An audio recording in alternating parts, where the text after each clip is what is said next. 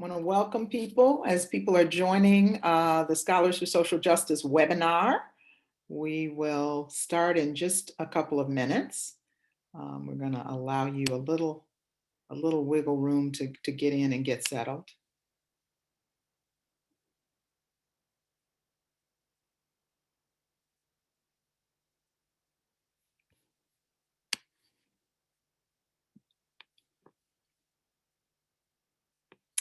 We have a great audience signed up for tonight and a great panel discussion conversation between two amazing scholars.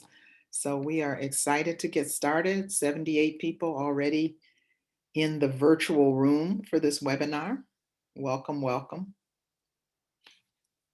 I'm going to invite you all to, as the conversation goes forward, to put any questions that you might have in the chat. And we'll have about a half hour at the end to get to those questions. We're going to start in about 2 minutes.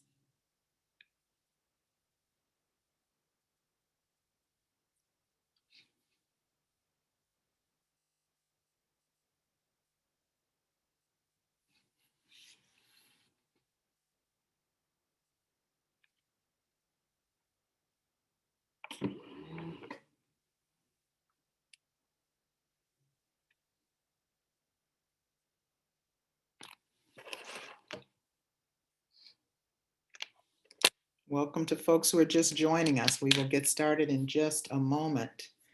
Scholars for Social Justice webinar on thoughts on an abolitionist university, freeing higher education from itself.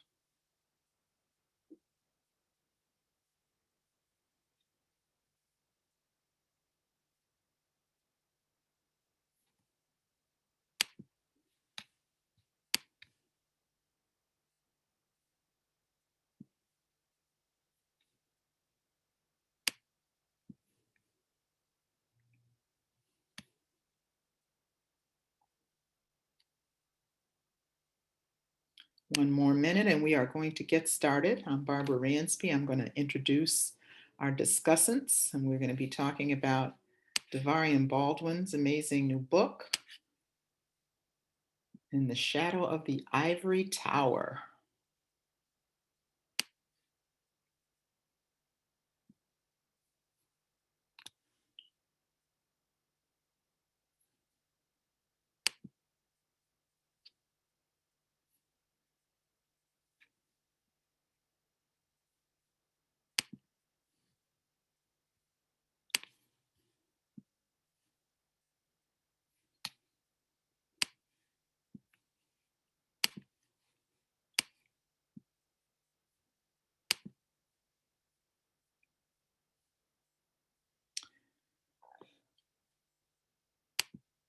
Okay, we have over 100 people in our webinar this afternoon, and I'm going to go ahead and get started.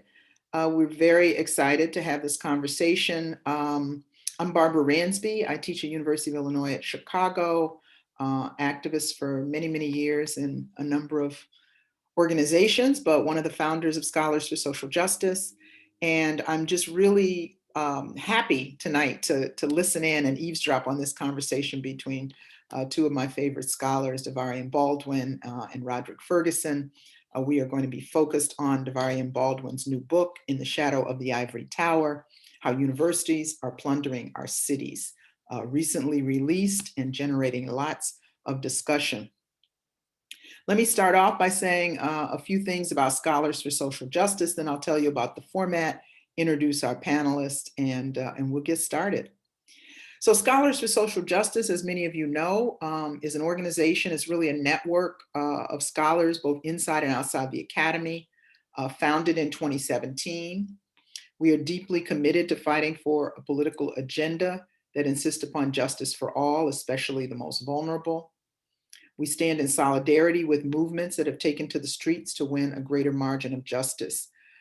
We explicitly see ourselves as scholars in service to movement, and want to encourage folks who want to affiliate with us, who want to be engaged with the political movements of our time, to get in touch with us. Scholarsforsocialjustice.com is our website, and there's a way to affiliate. I think we have about 100 or 200 affiliates at this point. And we have a coordinating committee, and we have done a number of webinars. We first focused on the issue of reparations and had a number of gatherings and panels talking about reparations in higher ed and reparations in general. And now our focus is on abolition, and it's so appropriate that we're having this conversation about Davarian's book tonight, because it really fits into the theme of abolition. We are supporting the work of colleagues on multiple campuses who are in solidarity with their students and others, talking about getting police off campus, demilitarizing our campuses, and envisioning abolitionist future. So with that introduction of Scholars for Social Justice, I should mention, just a couple of the co-founders of Scholars for Social Justice active in leadership now include Sarah Haley and Dale Gore, Kathy Cohen, Adam Getachew, and others. So we are busy, and we are eager to meet some of you that we don't know and reconnect with colleagues and comrades that we've been out of touch with. Okay, so the format for tonight is we are going to have about an hour conversation between Davarian and Roderick, and then I will come back in and facilitate some questions for the final half hour. So again, if you have questions, put them in the chat. We won't get to all of them, I can promise you that, but we'll try to get to most of them. Okay, wonderful. So Davarian Baldwin is a leading urbanist, historian, and cultural critic. His work examines the landscape of global cities through the lens of the African diasporic experience. He is the author of a number of publications: Chicago's New Negroes, Modernity, The Great Migration and Black Urban Life, and co-editor with Minka Makalani, and Escape from New York, The New Negro Renaissance Beyond Harlem, which came out in 2013, and a number of other publications. He also writes for popular publications, has been published in USA Today, The Daily Beast, The Guardian, has appeared on CNN, etc. So a public intellectual in the best sense of the term, that is, one engaged with issues of racial and social justice in our time. He is also one of the members of the leadership team of the Scholars for Social Justice, and his current book, as I said before, is In the Shadow of the Ivory Tower: How Universities Are Plundering Our Cities. And that's going to be our topic for this evening. So he is currently at Trinity College, and he is on the executive council of the Society for Historians of the Gilded Age and the Progressive Era. That's a mouthful. And on the editorial board of the Journal of Urban History and the Journal of African American History. And the American Studies Journal. Accomplished scholar and beloved activist. So we are happy to be talking about his book this evening. His interlocutor is my former colleague and friend, Roderick Ferguson, who is the William Robertson Co-Professor of Women's Gender and Sexuality Studies and Professor of American Studies at Yale University. He too is the author of a number of books: One Dimensional Queer, We Demand, The University and Student Protests, The Reorder of Things, The University and Its Pedagogies of Minority Difference, and Aberrations in Black, Toward a Queer of Color Critique are some of those publications. Roderick's book, The Reorder of Things, really challenges us to be on guard against the ways in which interdisciplinary fields can be readily co-opted, and have been in many cases, by the academy. So a very appropriate interlocutor for this conversation. And with that, I want to welcome Professor Davarian Baldwin and Professor Roderick Ferguson to the webinar, and I'll let them have a conversation that we will listen in on, and I will come back in 1 hour to pose some questions. Welcome, Davarian and Roderick. Thank you, Barbara. Thank you. Rod, has been far too long. It's great to see you. Barbara, thank you so much. Thank also Mia from SSJ and all of the comrades and colleagues out there in Zoom land. It's wonderful to be here in conversation with you all, and who better to have a conversation with than Rod Ferguson. So thank you, Rod. No, thank you, Davarian. It's been too long, and I am so excited to have this conversation about the book. My thanks also to Barbara and to Mia and to Scholars for Social Justice for asking me to do this. So let's get started. Yeah. Okay. All right. So maybe I'll start off. Okay. When I first met you, you were working on Chicago's New Negroes, right? It was a fabulous book that was trying to, turn our attention to the other Renaissance, the one in addition to besides the Harlem Renaissance, right? Right. And then I learned that you were doing this amazing work on universities and their relationships to the cities around them, to the neighborhoods around them. Can you talk a bit about what the arc is from Chicago's New Negroes to this fabulous book? You can't really see. There you go. If there is one. Yeah, it's so funny you mentioned that. Both of us coming out of a similar training, you with Lisa Lowe and George Lipsitz, and me with Andrew and Lisa Dugan and Robin Kelly, and then the list goes with all this whole core group of people. I feel like I've been following behind you in a certain kind of way in your earliest work in Black studies and queer studies and sociology, if those that didn't know that. There is a trajectory that it's actually kind of part of a 3-book, what I call my urban knowledge trilogy. And actually supposed to be a book in the middle about a kind of a Black analysis of the rise of American social sciences as a field. Right, called Land of Darkness. So you might be interested in that. But so the point here is that Chicago's New Negroes was led to Land of Darkness, which was supposed to lead to Ivory Tower and the shadow of the Ivory Tower. But because of what was going on in the world in 2018, even as early as 2018, the urgency of higher ed's role in urban development and political control was so, virulent that the urgency of the project pushed itself up. But just to get at what's the connections, it really is. So for in the first book, I really wanted to explore, well, if we shift our lens away from Harlem and from traditional mechanisms of thinking about how knowledge is produced, literature and museums, visual art, and the traditional ideas of Renaissance, this idea of elevating above everyday life. And we go to a place like Chicago, a hard scrabble, city of the big shoulders. What does it mean when we turn a different lens? This is coming out of American cultural studies, Birmingham school thinking that we are both trained in. What does it mean when we turn new eyes to the commercial realms of beauty culture and gospel music and independent film and sport, things that many Black folk in the 80s and 90s, we grew up with this stuff. We had aunties that ran numbers. Right. We spent hours with our mothers at beauty salons. Grandfathers who sold moonshine. Moonshine, right. So we lived that life, but rarely did we see it in an intellectual sphere. Right. And so paying homage to my family growing up in the Midwest, it was a testament to them to say, what does it mean to look at them as knowledge producers and patrons of knowledge in these unheralded realms that are parallel, and some might say greater than the traditional world of the Harlem Renaissance. So these if we look at somebody like Foucault, these subjugated knowledges, these realms of knowledge and identity and politics that really they rarely get shine. And so in a similar fashion, when you look at In the Shadow of the Ivory Tower, it's built on over 100 interviews.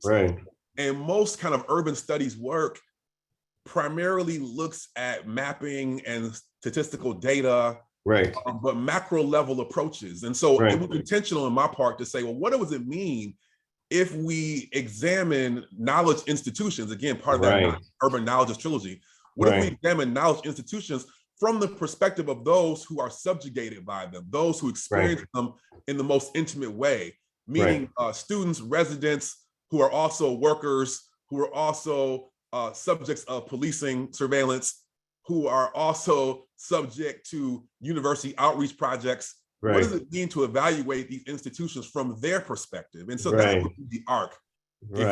This is so helpful, Davarian, because part of what I hear you saying is that Chicago's New Negroes was focused on the unacknowledged brilliance of the folks in the neighborhood, and the kind of renaissance that they were producing. And then if we think of In the Shadow of the Ivory Tower, it is turning our attention again to the brilliance, the investments, Right. that those folks have against the odds of a university that, really works not on behalf of their interests. It's not designed for them. It's not designed for them. Right. And so that, the university then becomes a kind of subjugating force in terms of the new knowledges. Producing subjects. Yeah, totally, that these folks are producing and stuff. Mm-hmm. Let me ask you, there's a passage I wanted to read that kind of gets at this, because you mentioned the interviews that you did. And one of the things that, is really remarkable about the book is how it mobilizes the voices of those people in the neighborhood. I appreciate and that. So it, on first blush, can have a kind of human interest angle to it, but then you do something really subtle here, and that you actually use them for your own methodological purposes. So let me read, this is a part at the end of the chapter, When Universities Swallow Cities. You write, the history of higher education's role in cities has meant that more and more people are part of a university's ecosystem.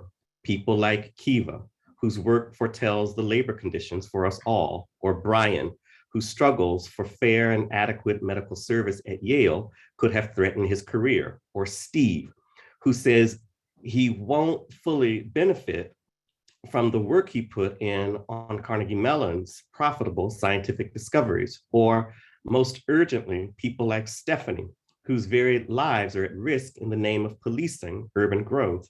Higher education sits at the center of our cities and their future.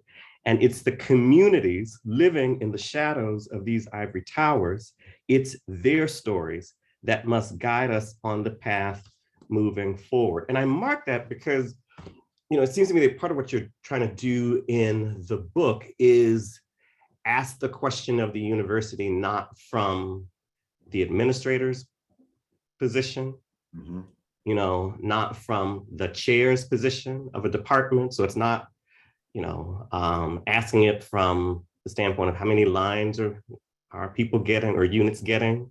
It's not asking it in terms of the budget models, all important things, but it's asking it from the folks who are either outside the university, in communities, looking at the university and what it's doing to their communities, or the people inside the university who are not, the sort of ideals subjects that the university is protecting. Yeah. Can you talk about the function of those people and their voices? Yeah, thank you for that question. I love that reading. I appreciate that, the highlighting of that approach, because that was definitely intentional in the methodological approach to those beyond the human interest feature. And say, the glaring reality with higher education is that it's governed, we still talk about, even in our critique, we talk about higher education from the perspective of it being a schoolhouse. And its primary function is to teach classes and conduct pure research. So even in critique, we may say we need more faculty lines, we talk about adjunctification, or we might talk about student debt, all valid and legitimate critiques.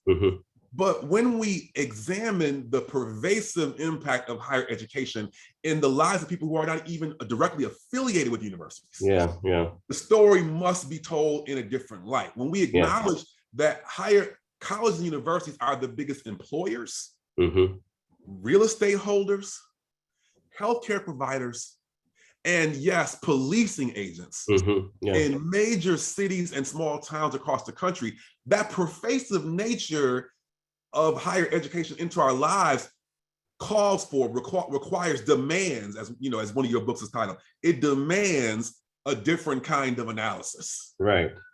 And so with that in mind, the only way we can truly examine and think about a different university, a better university, is by offering a forensic accounting of the range of ways in which the university touches our lives that has nothing to do with teaching classes. Exactly, and it has nothing to do with whether or not you are in a class. Right. I mean, that's the amazing thing I think about, what you've done in the book. It reminds me of something that some of my students actually said to me at McDougall Walker Prison. So for folks in the audience, I teach for a very wonderful program called the Yale Prison Education Initiative, which is one of those programs that's trying to be in it, but not of it.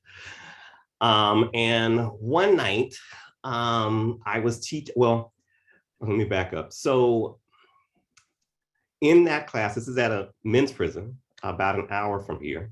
This is about a year ago. I taught 2 sessions in a co-taught critical ethnic studies course with, my wonderful colleagues, Lisa Lowe, Dan Hosang, and Leah Miracore. And so I taught 2 sessions, one on Black feminist theory and the other one on critical university studies. But the guys wanted to read We Demand, right? And so I said to them, all right, we can totally talk about this book, but you guys have to teach it because I'm not teaching my own stuff. And the thing that they did that surprised me, and it made complete sense once they explained what the avenue that they were going on, and it's also related to your book, is that, so they said, okay, we want to start our discussion of your book with the issue of gentrification. And so there were 2 students, David and Love in particular, who were leading the presentation, about like 12 guys. And, David says, because, our reality is that the universities that we have lived in the shadow of, Trinity, Yale, have been these gentrifiers. And then Love said, yeah, I just remember growing up as a kid and watching Yale buy up more and more property and pushing families like mine out of the neighborhoods that we were living in and pushing us into neighborhoods that were controlled by gangs that didn't want us. So then he says, that's how a lot of people died. Then he said, do you think your students and your colleagues know this about Yale? And so I offer that story as an affirmation of what you've done, but also, to also say that, people outside the university have a deep knowledge of the political economy of the university, and the university as a site of power. So I don't know if you want to comment on that. Thank you. Wow. It's amazing that you brought that up, because what does it mean for young children in America that are being taught that education is the pathway to success and achievement, to then say that their intimate knowledge of the nearest institution of higher education is as an occupying force that is pushing them out of their homes into foreign gang territory? That's the way that they know higher education, despite its grand claims of upliftment and higher purpose. That's deep, You know what I mean? And so I think that was a part of the trajectory that I was on in telling the story, but not as articulate as the brothers you spoke to in your class, to be quite honest. So in my Chicago chapter, I opened up with the story of Brandy Parker, who tried to find these creative ways to avoid the university because he got surveilled. But then as he got older, he realized he couldn't escape the university because the university police was actually had jurisdiction in his own block. So he couldn't go nowhere. Wherever he went, there was a university. So that's what that story reminds me of, the stories you're telling me. And it's a profound truth that drives the ethos of this project. And I just want to say real quickly, it's funny because higher education, defenders of the traditional realm of higher education, they can't get with this project. They know they can't contest it. So in the parlance of the street, they don't want the smoke of this project because they know that they can't deny the facts of it. So the approach that they've taken is to either to ignore it or to dismiss it as being anecdotal, that there's not enough statistical data, that these stories that we're talking about right now serve as fodder for them to dismiss the project as a series of feelings and impressions and not knowledge. As if the stories aren't themselves data units. Lifts them up Right. as the intention of what I'm trying to put forward, that it's precisely through their stories that we speak back to those other models of quantification and value that higher education prizes and values. Right. And it's also a way of saying that these stories are not data units. Yeah. These people are not critical thinkers, you know? Right. So another category that you have in the book that's really, really compelling is this neologism. I think you were the one who came up with it. Universities. So UNIVERCITIES. Yes. Talk about the work that neologism is doing. Yeah. So universities. It speaks to higher education's growing control over the economic development and political governance of urban America. Mm-hmm. And so even in the crafting of the term, the city is actually being swallowed by the university as a form. Yeah. So if we invert it, what does it mean? I say in certain parts of the book, what does it mean in terms of urban form? What does it mean to turn our cities into a campus? Right. What are the political, economic, policing consequences whereby our neighborhoods, our blocks, our homes are organized as mechanisms of wealth extraction to serve the interests of higher education and by proxy, city government. Right. Yeah, you know, one of the things this reminds me of is that you focus a lot of time on, you know, campus police, and also the fact that in addition to being real estate agencies, in addition to being medical facilities, in addition to being sort of knowledge economies that produce firms and patents and all this other stuff, that the university is also a kind of policing agency. Mm-hmm. Right? And, you know, I sometimes teach in my classes, my undergrad classes, this wonderful zine that Black Students for Disarmament at Yale have produced. And one of the things that startled me in that zine is that the Yale campus police, the Yale Police Department, doesn't simply have jurisdiction over Yale, but then it doesn't simply have jurisdiction over New Haven. It doesn't simply have jurisdiction over New Haven County, that their jurisdiction goes to the state line, you know, so all of Connecticut. Right. Talk a bit about the sort of mobilization of policing powers by various universities. You concentrate a lot on the University of Chicago. You know, you mentioned the young man who you begin that chapter with. What's the role of the university's policing aspect and any relationships that has to its real estate profile?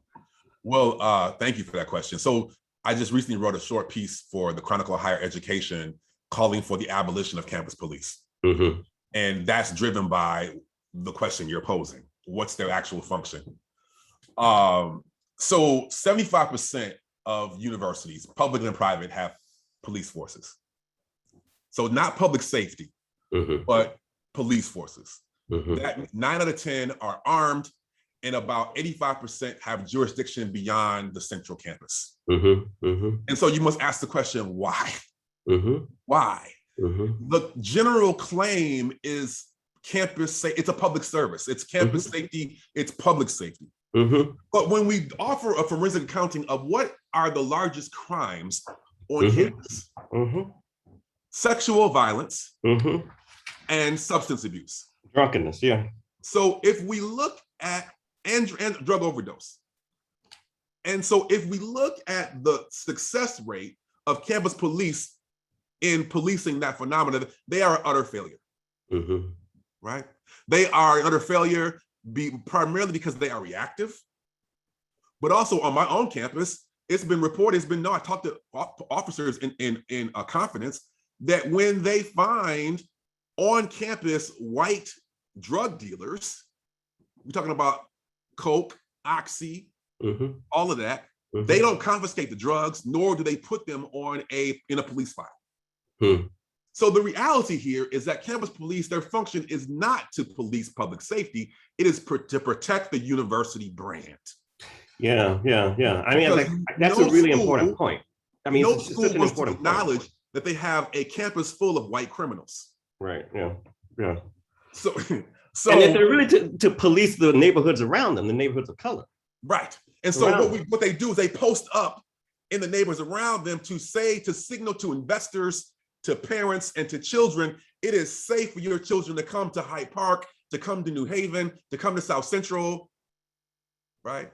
To come to West Philadelphia, to come to Baltimore, right? It's safe to come here, to invest, to be here, right? Yeah. Because we are over policing these neighborhoods. Neighborhoods that actually need trauma care. Yeah. They need food and they need housing. So there's a total disconnect between the claims of policing and the needs of public safety. Right. Yeah. Because their job is to police the wealth extraction regime that higher education has become to facilitate the flows of public and private investment dollars into the coffers of higher education units and departments. Not education department, I'm talking about the transfer tech department, the real estate office, the foundation office, the athletic department, the data processing units. Right.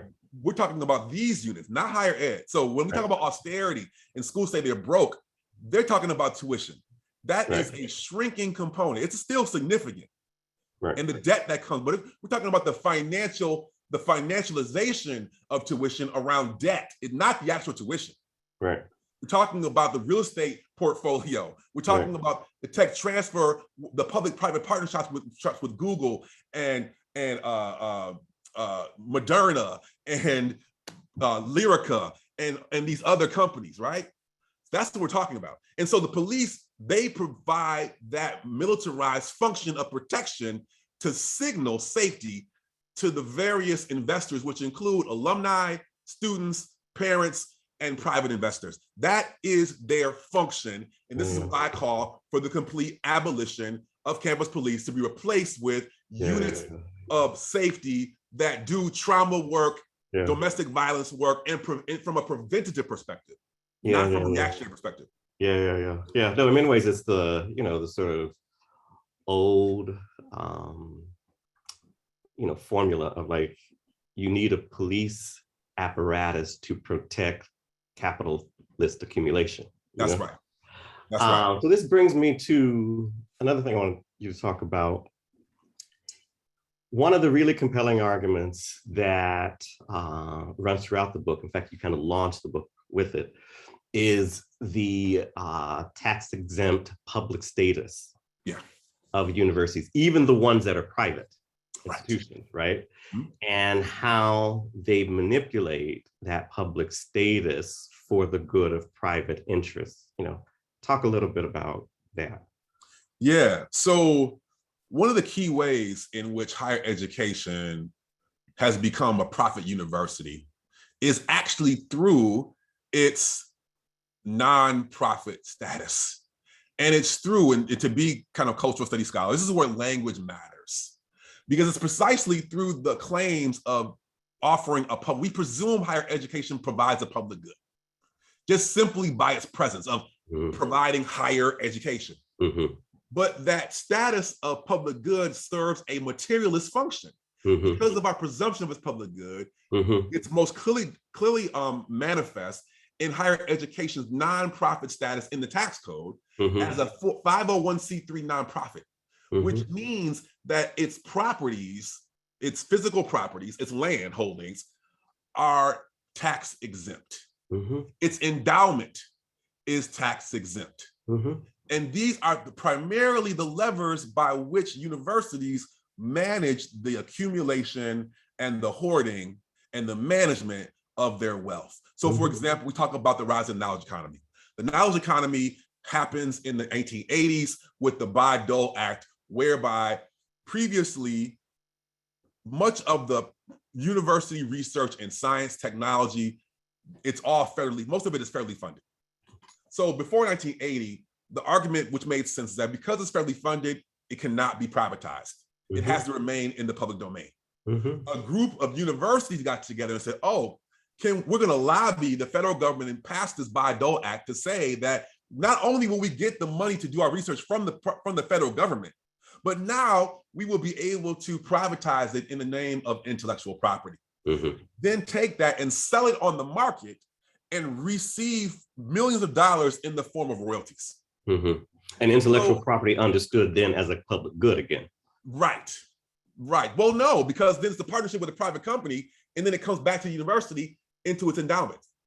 So it shifts from private money to from public money to a private accumulation matrix. And so then what you have spatially is you have partnerships between universities and private research and technology companies and pharmaceutical companies and biotech companies on tax-exempt land. Basically knowledge factories that hide under the cover of tax exemption because what's going on there is educational research. Right. So then if you are a startup tech company that's not affiliated with the university, you are at a disadvantage because the company that's affiliated with the university has lower overhead costs. Yeah. Right? Yeah. That's just the one university actually is a kind of tax shelter then. Exactly what it is. For those exactly what it is. Yeah, and then there's another layer because the graduate workers who do the work there, they don't get, and I talked to students at Carnegie Mellon at length about this, where they detailed to me, like, listen, if I have a bachelor's degree and I go work for a private company, I might start out making $60,000 a year.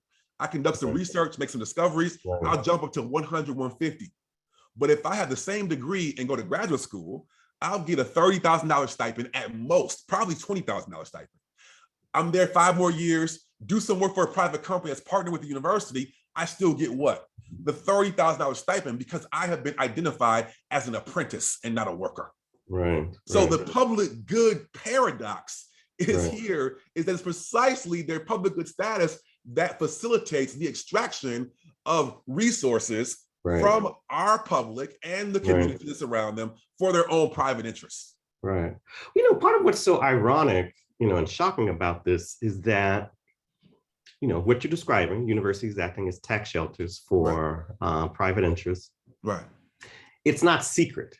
Right. Everybody knows it, right? It's not like, there are billionaires who are putting, their monies in tax shelters offshore, and then you need something like the Pandora. Right. And we're like, oh, to emerge, to know, but everybody knows this. So why have we gotten so used to, this, kind of exercise in hoodwinking?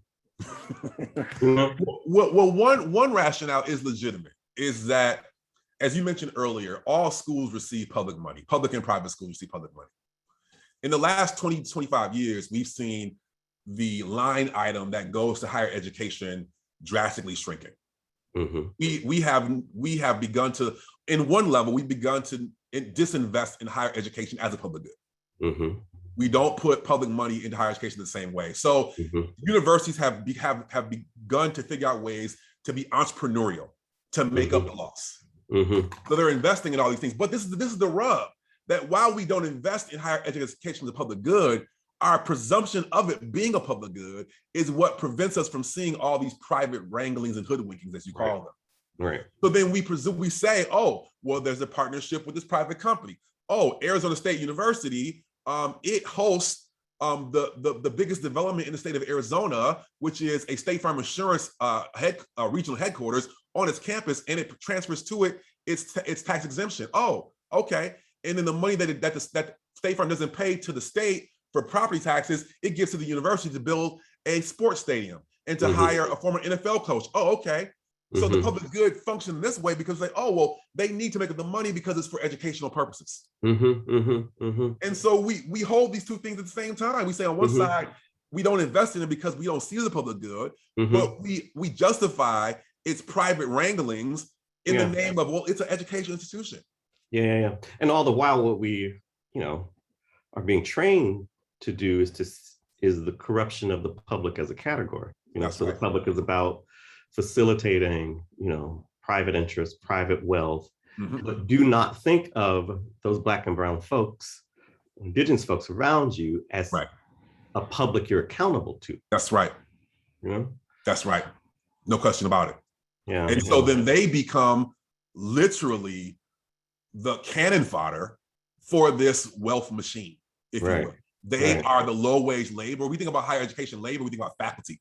But the true engine of higher education are the primarily Black and brown women who work in the low wage labor force of groundskeeping, food service, support staff, cafeterias. They keep higher education going.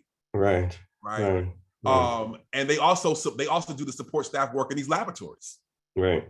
And so we don't talk about that as underwriting this. And on top of that, so the prosperity, the beautiful glass and steel buildings that we hold up as higher education prosperity with these partnerships with science and technology developments. We love to showcase those things, but we don't talk about how so much of that prosperity comes from fleecing the public.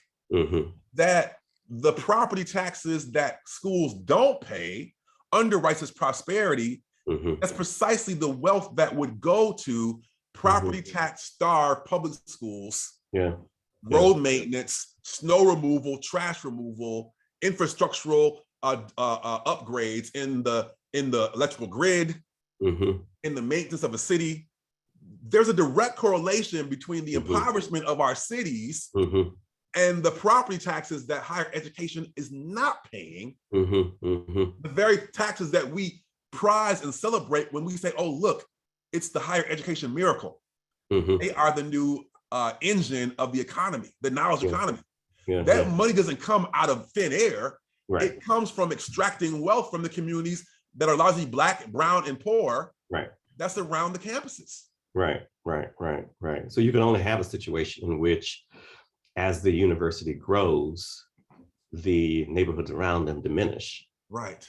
So the old joke in your town is, what would New Haven be without Yale? And then people say Bridgeport and they sniggle and giggle, right? Because it's a very racist and classist joke, because the point is that Bridgeport is the poor Black slum. So New Haven would be that without Yale. But the question should be, what would Yale be without New Haven? Without New Haven, No, it actually reminds me of, in like Richard Florida's first book, or, his recommendation was that, you cities need to become creative hubs, else you'll go the way of Detroit.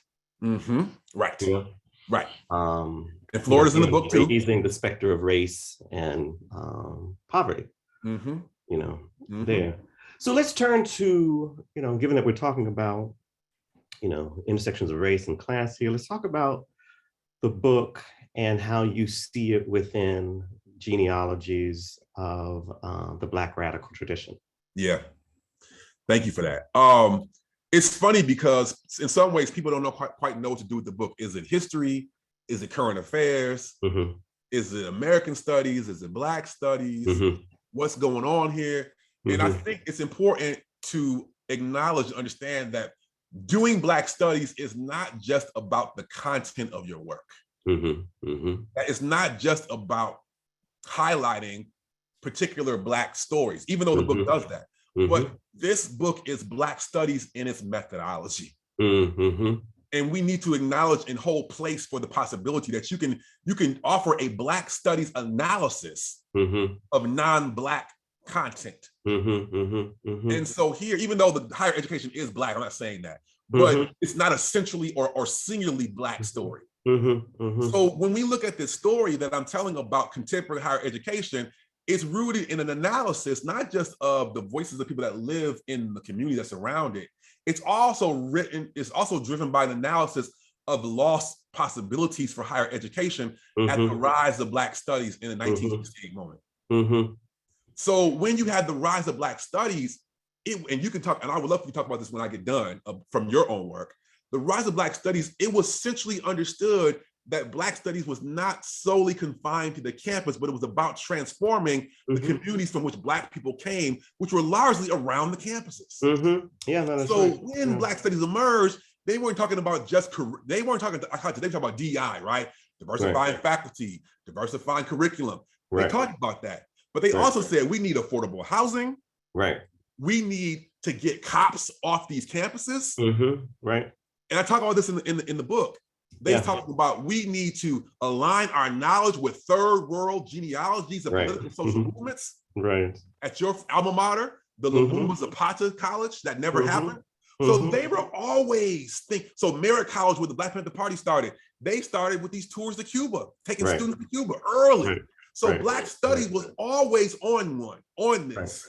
And so that's the methodology that I hold up against today's higher education as a lost opportunity. And as when I say another university is possible, it's out of this Black radical tradition of the origins of Black studies that have been lost to many of us, not all of us, but to many of us. No, I love that. I love that because it's, it is about Black studies as a spirit, of transformation, right? So it reminds me of, a couple of things. It's like Vincent Harding's "There Is a River," where he's talking about the spirit of radical and progressive change. Starting with abolition, the Maroon societies, the Black freedom struggle. It's also, I was teaching recently Cedric Robinson's Black Marxism. In that book, he actually begins with Europe, and the formation of the European bourgeoisies, but also what he calls the lower orders, the barbarians. That's right. Who could be regarded then at that moment cheap labor. And then that becomes the grammar for the racialization and proletarianization of Black labor. It also, the holism that you're describing, which is of course one that I share and what has motivated my work in, critical university studies is, the holism that was part of those student movements. Like, as you say, it wasn't simply about, keeping everything contained, or a vision contained within the university. It was about the university as one node, that was part of a web of transformations within and outside the university. And so so when I say thoughts on an abolitionist university, the title of our conversation, this is precisely what I mean. I don't just mean the abolition of campus police. I mean the abolition of our current conditions that we want to, I tell people in the community, they're not anti-university. They want the buildings, they want the classrooms, they want the computers, they want the quads, but they want to repurpose them based on different interests and orientations. So we want to abolish and free higher education from its current conditions and motivations and retrofit it around an abolitionist praxis. And you turn to, in the epilogue, the indigenous struggles and movements at the University of Winnipeg. Do you want to say a bit about that? Sure, yeah. So the University of Winnipeg is a typical commuter school, maybe like the history of UIC, where a lot of the students were from the neighborhoods that surrounded the campus. They were from nationally. I mean, that's all changing now, but that was the story of early University of Winnipeg. So it was white kids from the Winnipeg suburbs coming into the campus, taking their classes and getting the hell out before 5 o'clock, But then in the 1990s and the early 2000s, there was an explosion in population from 6,000 to 10,000. But who were those students? Those students were largely the indigenous students that were surrounding the campus. And the university had a bad history, like any other school, of building new buildings and putting their backs facing the communities around the campuses. They were doing the same shit that every other school had been doing, right? But when this new demographic came, out of their own self-interest, they knew they had to do something different. Because these were students that were older, they were lower income, and they had families. And so they knew that in order to, and this is a reckoning that we're having to deal with, we're going to deal with now in the US, in the next 5 to 10 years. Mhm. Because that traditional white family that can pay $70,000+ a year, they ain't having kids. So we got to think about new ways and new constituencies and new communities to deal with. So when Winnipeg brought on these new communities that surrounded the campus, they started building housing that was not just dormitory style, but also had townhouses below them for families. And they mixed up the housing for both residents and students at multiple price points, from premium to market to affordable to rent, get the geared to income. The premium, the difference was only they have balconies, but everything else was mixed. You couldn't tell the difference when you went into the unit. They had free Wi-Fi in common areas. They ventilated the buildings for indigenous smudging practices so the communities could integrate their lives into these new buildings. They Winnipeg is brick cold about 10 months out of the year, so you need convening spaces. They built a shiny new recreational facility, but they said, you know what, we're going to govern this facility with a community charter, so that community organizations have hours in the building reserved for them at peak hours. So not at midnight and at 5 a.m, but at peak hour for indigenous communities to come in and play soccer, to engage in powwow activities, to do knitting circles, anything they want to do. We are going to fully integrate. We know that to incorporate this student body, we're going to have to transform our community to support their families. And i.e. the neighbors around us. And this is what I mean. And they're not benevolent. They did it out of their own interest of capturing the new population. But it leads us to the idea that even with a capitalist interest, this transformation is moving that direction. So if we come with a nonprofit, a people's university framework built out of the Black radical tradition, this is not just unicorns and rainbows and ideology and speculation. This is real. This can happen. And because the traditional student is not being born, sustainability is going to have to look different for all the schools that don't have, Yale, a $40 billion endowment. All the other schools are going to have to incorporate a new model. No, I love this because it's also a way of, demonstrating how everyday folks, formerly outside the university, turn universities into their own vision. And so two things there: that one, it was the people's vision and the people's pressure that they were putting on the administration to get the administration to wake up to this. But with that in mind, let's turn to a couple of things, because I think Barbara's going to come on in like 7 minutes. So one, talk about some of the social orgs that you came across that offered you inspiration. And then two, let's have a word about the Smart Cities Lab that you started. Okay.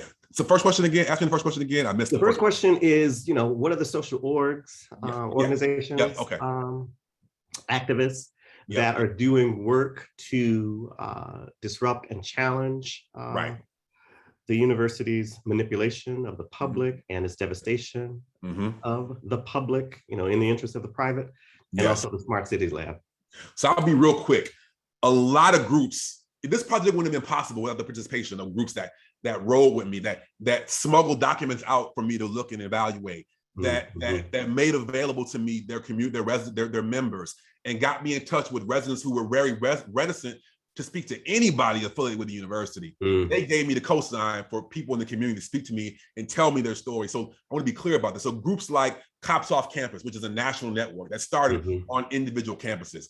Organizations like New Haven Rising, who I've met with and convened with on multiple times, driving down I-91 into the shadows of Yale. Organizations like the courageous Obama Community Benefits Coalition. So in a town where it's sacrilegious to speak anything ill about Obama, you got residents in Woodlawn and Kenwood and in parts of Hyde Park and in Washington Park saying, you know what, this Obama library ain't doing good for us. We need a community benefits agreement. Students Against Private Policing at Johns Hopkins, as former New York Mayor Bloomberg is pumping billions of dollars into his alma mater to support a private police force in West Baltimore. Penn for Pilots. They're the ones that forced UPenn, even though it was not what they wanted, it's not adequate, but to fork over $100 million over 10 years to help remove the asbestos from public schools because Penn's not paying their property taxes. The More Than Diversity Coalition at U Chicago that incorporates the reparations at the University of Chicago, which was a group of students, community members, and graduate students. And they are incorporating a vision of diversifying curriculum, pushing for ethnic studies, but also incorporating Chicago's bigger tradition of truth and reconciliation commissions around police abuse into how universities do their business. And so these are the kinds of groups. Also in Penn, the activists like Abdul Ali Muhammad, the journalist and activist who exposed the abuse of the bones of Tree and Delisha Africa by Penn Museum. So these are the groups, these are the organizations, these are the communities that I sit in fellowship with that inspired and made this work possible. Last question was about Smart Cities Lab. So coming out of this kind of work and publishing the book, I had put together the Smart Cities Lab, which was focusing on the research and consulting on best practices for building equitable and just urban communities. It was primarily a research think tank. But when the book came out and articles came out, community groups said, look, dude, that's not good enough. We need you to come out and ride for us. We need you to advocate for our community. So communities in Baltimore, in Philly, in Berkeley, California, in Miami, in New York, saying we don't want just your research. We need your advocacy. So the Smart Cities Lab now is in fellowship with the Black Bottom Tribe Collective in Philadelphia, West Philadelphia, trying to force Penn and Drexel to live up to the promises that they made in the 1960s to scatter affordable housing throughout their public-private developments in university city neighborhoods. There was an original agreement that they never lived up to, and just a couple of weeks ago, they decided to demolish the last remaining affordable housing, university city townhouses. So I'm in conversation and fellowship with them to advocate for the university to live up to their beliefs.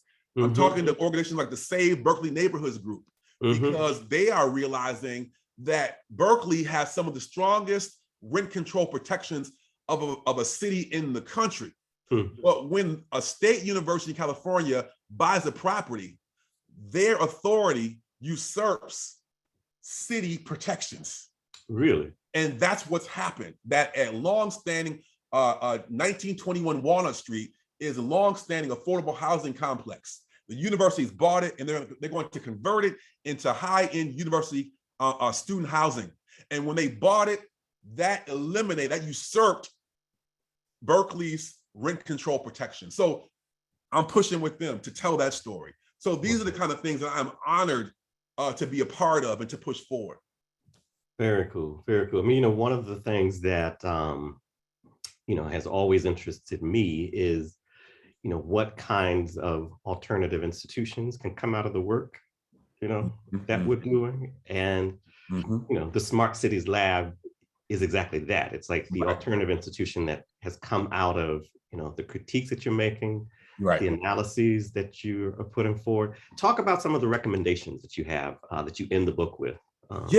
So number one, schools got to pay their pilot. They're what we call pilots, payments in lieu of taxes. But that's not enough. I mean, Yale pays the biggest pilot in the country, $13 million. But that's on a 40 after the recent findings. It was 32. Now it's like 42. It's like $42 billion. The billion. The endowment. So the pilot is a start, but it's not enough.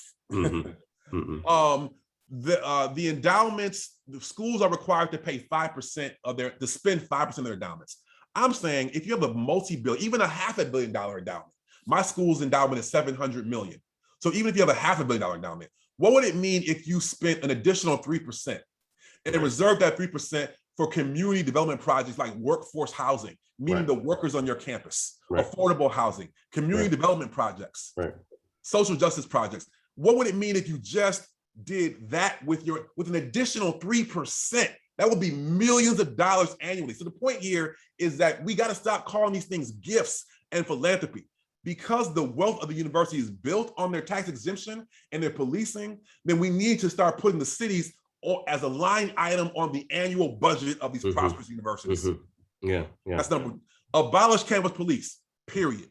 Mm-hmm. Replace them with unarmed units of community safety. Mm-hmm. Got to do that. Mm-hmm. Community benefits agreements. If a university is going to expand into a community, there must be a benefits agreement that includes things like a community charter on the recreational facilities. It includes zip code specific, because they'll say we're doing community work, but it'd be the whole, they'll find white folks outside the community. In the suburbs. In the suburbs, right. Or because the community is changing, the community will be university affiliates. So zip code specific job training and job access, guaranteed job opportunities, which New Haven Rising has been able to secure. Yes, that's but right. Yale's balking on. So just be clear about that. Yeah. We need community-based zoning and planning boards. Right. So that for any kind of development that the university wants to incur in the city, it must go before a community-based zoning or planning board that doesn't just have advisory capacity, but legislative veto capacity. Because we saw this in Chicago, in New York, where community boards in Harlem and community boards in the Village both rejected NYU and Columbia's plans, but they were advisory. Right. So we need veto power. Yeah, there was no regulatory power for those. Right. Agencies. And then finally, something very, very simple. What would it mean? We saw a bit of this during the pandemic. Every day, schools throw out tons of food because of health code violations. What if schools just simply took that food and packaged it into healthy meals for communities of need that's around the campus? There are small and large things that can be done. But these are just some of the things. But the main point here is that we need to evaluate the value, examine and assess the value of a university based on all of its constituencies. Right. Not just the ones on campus. Right. So I'll stop. Okay, Barbara's here, so we're gonna hush.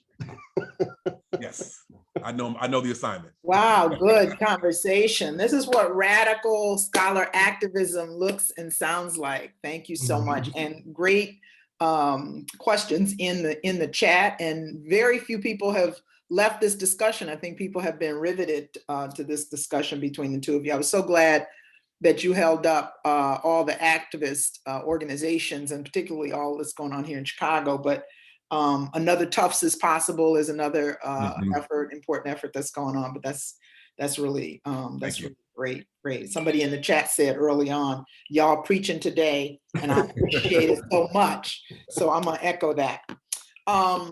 There are great questions in the chat. I'm going to skip the first one because I think you already answered it.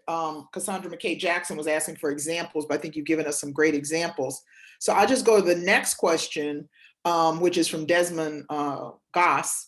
And he says, can Black academics inspire or convince white colleagues to mobilize their professional resources for abolition? And I would add to the other list of demands that you put out there within an abolitionist framework. Is it even possible from within the university, important parenthetical comment, while keeping your job? Yes. So, I mean, let's be clear. Like, I have tenure. People always ask us, well, how are you able to write this book? For all the limitations that tenure holds, and they are many, at least provisionally, we know tenure can be taken away. We know that. But it gives the framework for me to be able to do this work. But I will say something more larger than that. History has shown us, for example, with the Columbia campaign against Jim Crow, when Columbia wanted to put a gym in the middle of Morningside Park, the reason why that campaign against that gym succeeded was because the students and the affiliated faculty looked beyond the campus for their value system.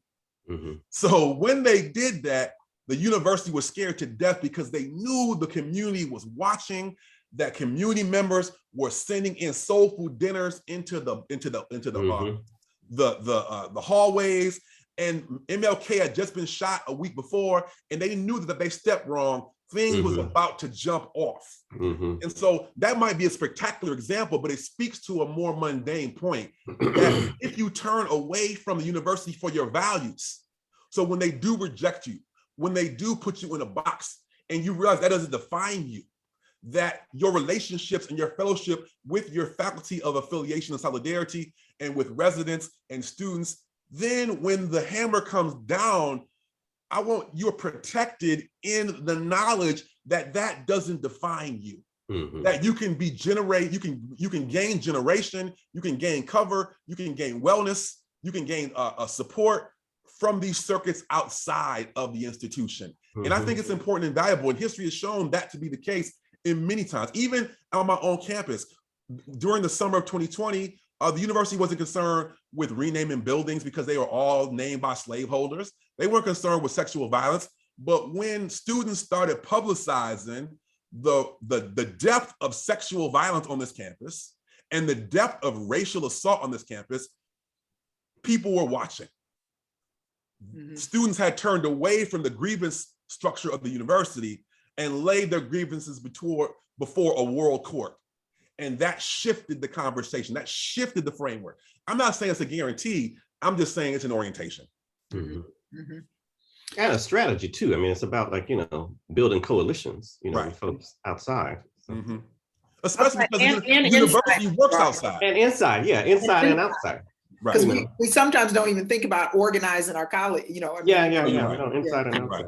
But I would say, to get to that point, I would say that don't wait for your colleagues to join you, because I'm the firm belief that if you build a framework and infrastructure of success and vitality and solidarity with those who will come, to the point of building a university within the university, it will generate not just political viability, but it also will generate academic excellence. And people that were reticent will join because you are the centrifugal force of what the university claims to do. And we've seen this. No, I think that's right. I think it's also, it's important for people to practice resistance before they get tenure, even if it's little small acts of resistance, right? Because, you don't want to wait.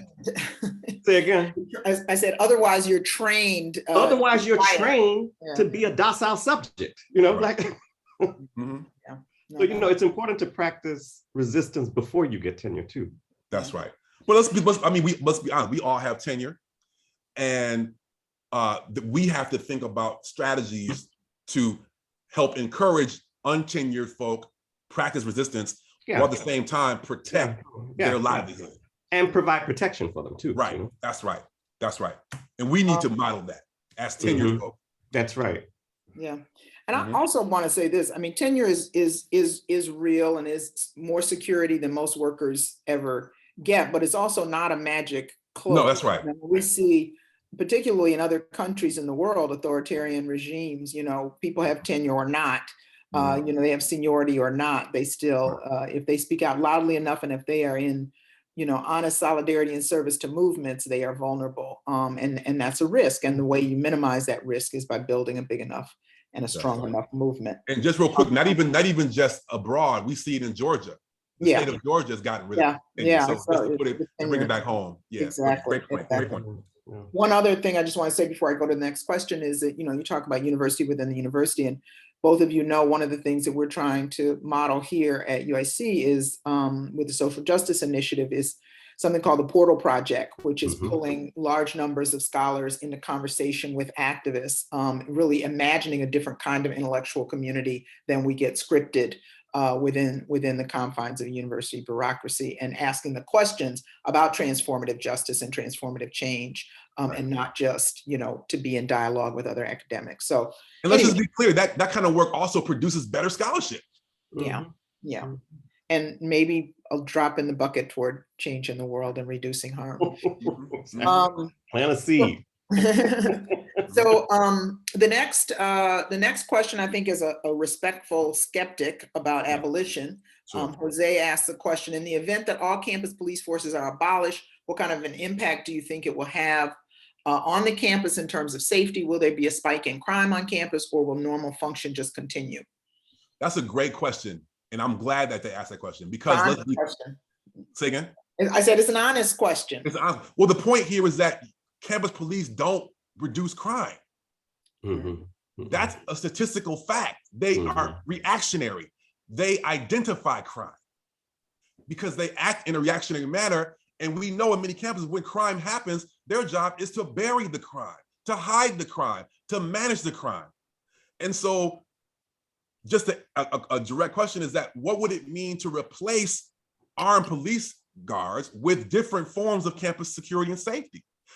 Even if you thought, and legitimate questions about sexual violence, what would happen if you don't have women and other folk need to be protected on campus, but they do not police and protect women and other non-binary folk from sexual violence. It doesn't happen. That's not their function. So I think we have to start with that premise first before we start talking about crime. Yeah, well, and it's the same response to fears about abolishing police in general. You know, there's so many things that can keep people safe that are not invested in, right? That are not police, and oftentimes police come into situations and make them more dangerous. Yeah. And also, let me add that part of what you're getting at, Davarian, is that sexual assaults and drunkenness, those are happening. I mean, those are it's committees that respond to that. It's the I forget what they're called, but the conduct committees or whatever, that happen. That's right. So behavioral conduct committees, right? Yeah, I mean, it's the university has a kind of abolitionist response to its own, Oh, that's a great point. At my school, when some of the research from my work came out through my student about the rates of crime on the campus, so the administration came up with a policy called criminal amnesty in the name of safety, so that students have the capacity to be drunk or to engage in acts of crime and have amnesty, so they will report. So they folded the critique into their new policy to protect the brand. Yeah, and the police aren't there to handle crimes that take place from students. They're there to suppress the people around them. That's who the police are deployed. Right. To surveil.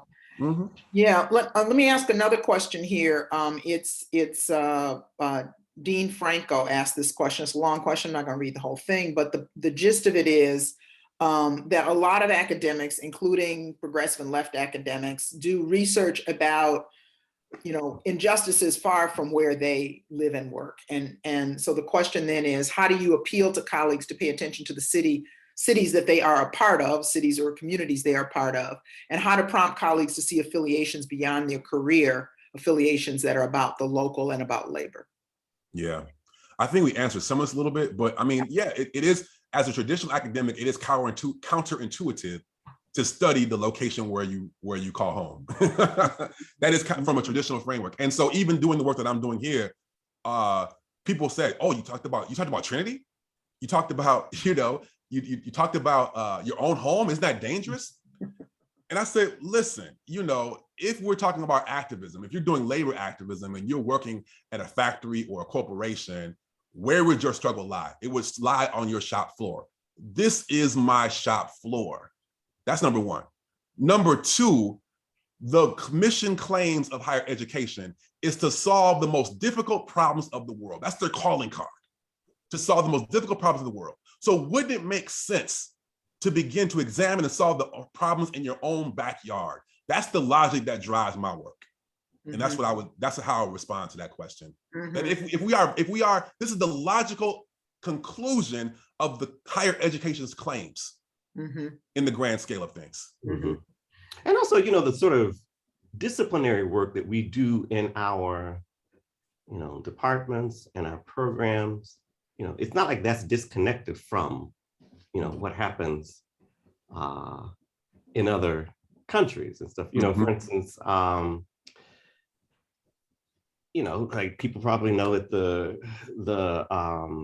what's it called, the Grand Strategy program here at Yale, suffered a recent scandal because of outside donor pressure on the program. And then what comes out about the program is that it provided much of the ideological justification for the wars in Afghanistan, in particular in Iraq. So, that local program had a ripple effect that went global. And so that's not an exception for, fields like history or political science or sociology, so part of it has to do with asking the question of, how do the work that we are doing, how is it impacting other people? Right. And just to be clear, there are no guarantees with this work, because I get a lot of side eyes. People will talk about higher education and slavery. People will do materialistic examinations of corporate America, of war regimes, of nonprofits. But there's I get a little bit of even from my most leftist colleagues, a defensiveness talking about universities. The response I get, well, every place is corrupt. Why are you talking about this place? I get some of that too. And so my point here is that if the materialist analysis that we've been trained with, whether it be Marxist, Black Marxist, or progressive social democratic, or whatever we want to be, if we can't train that laser sharp analysis to our own sites of living, learning, and loving, then what are we doing? Mm-hmm. What are we doing? I agree. Yeah, well, I like that, a statement you said, this is our shop floor. And I think, when Chicago exploded in protests last summer, there was more discussion about it from administrators and colleagues about, the role of the university. And the university sits in that community, in this community, all the time, right? For decades. So it's not a new surrounding, right? It's not new injustices. It's just the fact of an insurrection at your doorstep and penetrating the campus forced a response. So I think reminding our colleagues that, where we are, on these campuses is important. Right. So there are many, kind of laudatory comments in the chat. I really appreciate both of you. Thank y'all. And so another question though is, and this is a question that applies to a lot of things, in terms of organizing, is the question about alternatives. And you talked about the university within the university, and there's this sort of outsider within strategy that many of us have of bringing a different set of politics and values in the spaces that we occupy in the university, using some of the, a little bit of privilege that we have to open up those spaces and do something different, right? There. Right. This person is asking the question, what are other models? What are alternative visions for cooperative ownership of higher education, management and direction of universities away from the current public and private models? What do y'all think about that? I'll give you a historical one and a contemporary one, or more contemporary one. So in 1969, when Crane Junior College got transitioned to Malcolm X Community College, when Black students took over that campus. In Chicago. In Chicago, yeah, West Side, sorry, West Side. Yeah. Okay, sorry, yes, thank you. Took over that campus, and there was a Black president, but they knew that wasn't enough, that didn't matter. They drove that president towards a new orientation. A couple of things that they did was they instituted Black Studies courses, but they also created a prison annex for incarcerated residents.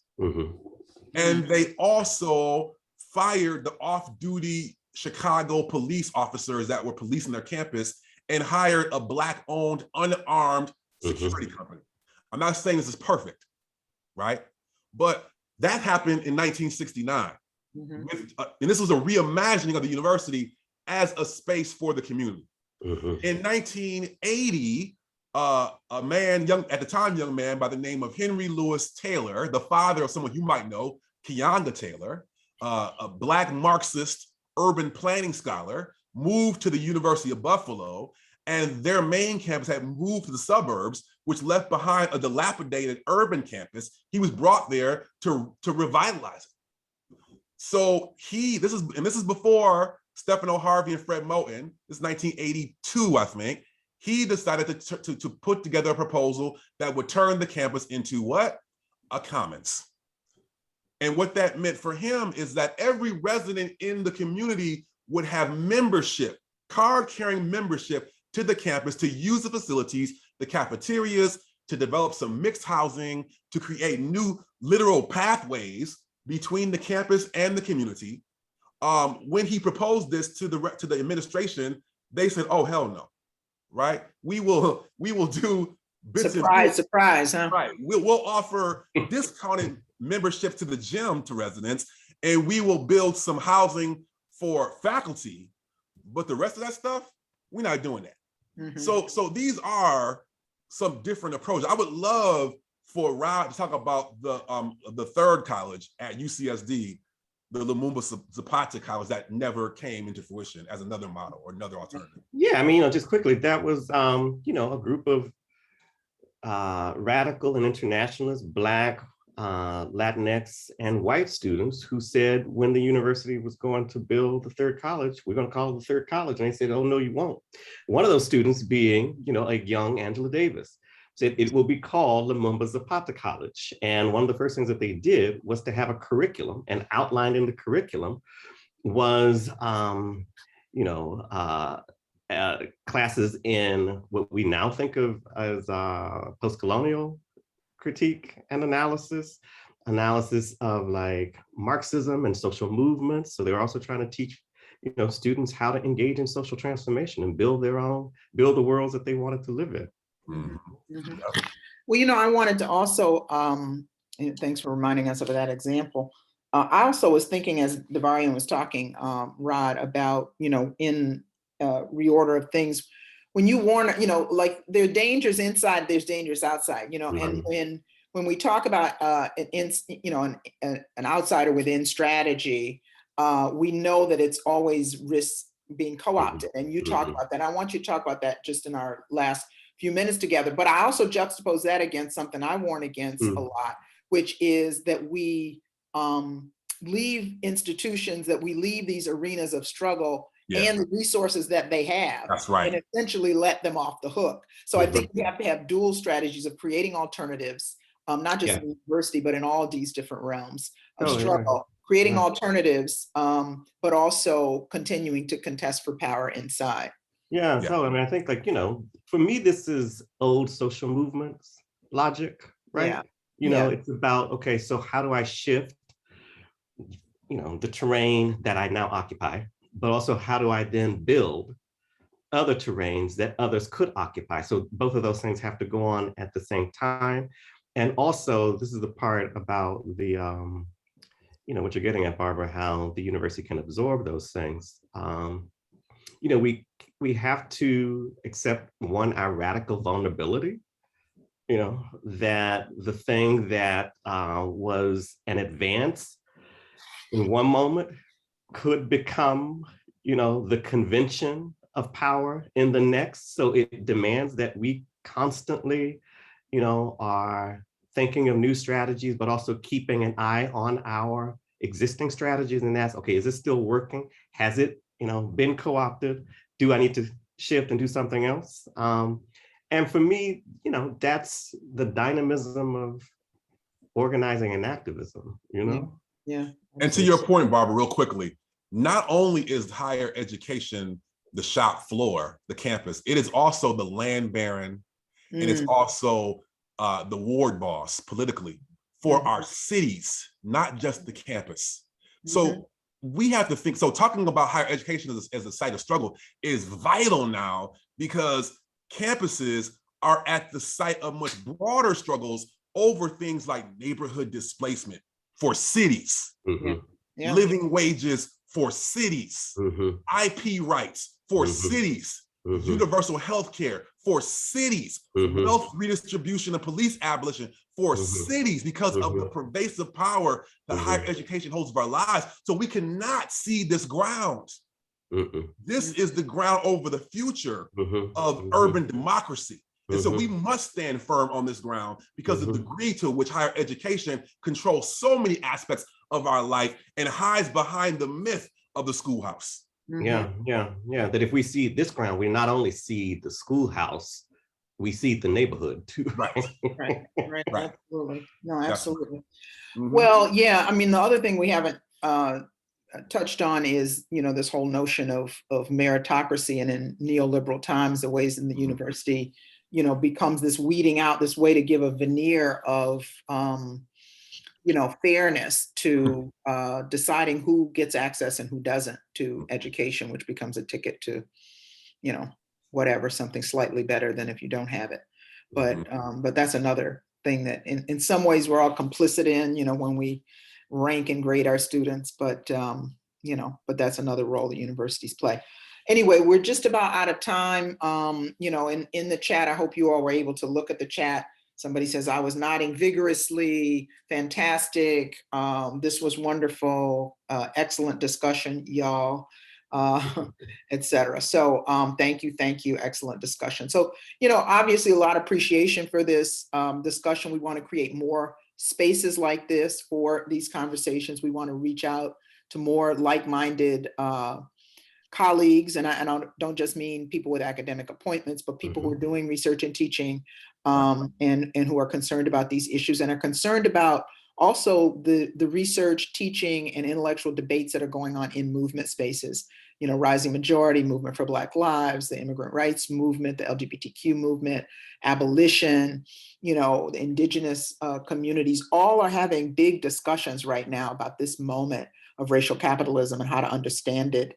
You know, and how to fight for freedom and justice. And so we need to be interlocutors with those conversations as well, which is what SSJ tries to do. And I know, you know, what both of you try to do in very admirable ways. So thank you for this conversation, Davarian. Thank you for the book. Thank you so much. Roderick, thanks for all that you do. Right. And till next time, and I direct people to our website, scholarsforsocialjustice.com, I think it is, or .org.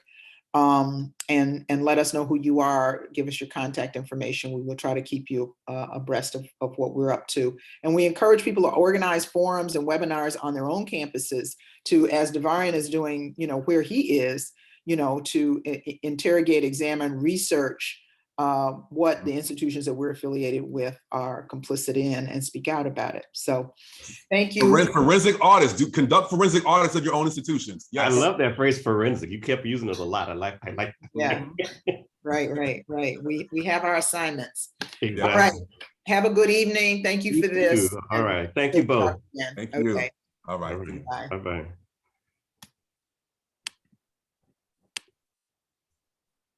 Thanks, Barbara. Okay.